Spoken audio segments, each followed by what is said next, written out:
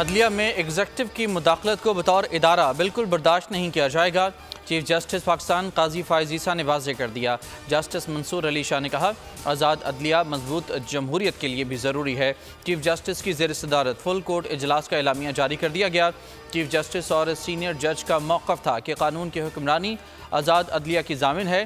Chief justice ने साथी जजेस को बताया कि वज़ीर आज़म शहबाज शरीफ ने अदलिया की आज़ादी को यकीनी बनाने की यकीन दहानी कराई है।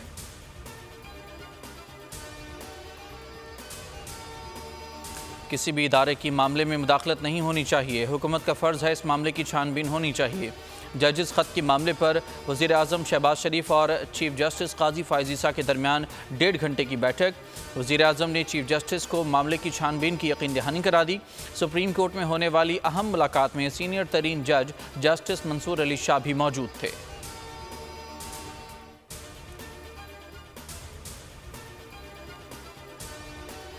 तारीख फैसला करती है कौन गलत है कौन नहीं। वफाकी हुकूमत ने हाई कोर्ट जजेस के ख़त के मामले पर इंक्वायरी कमीशन बनाने का ऐलान कर दिया।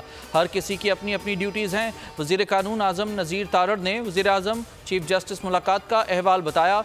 बोले, अच्छी साख वाले रिटायर्ड जज की सरबराही में इंक्वायरी होगी। अगले 2-4 रोज़ में इसको नोटिफाई कर दिया जाएगा। TORs में इस ख़त और माजी के मामलात भी शामिल होंगे।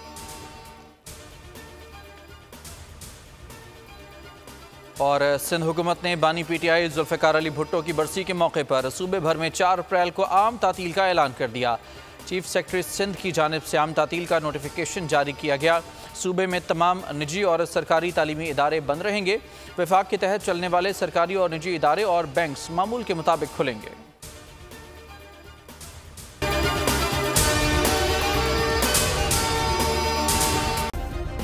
सब्सक्राइब करें और बेल दबाएं ताकि कोई खबर रह न जाए।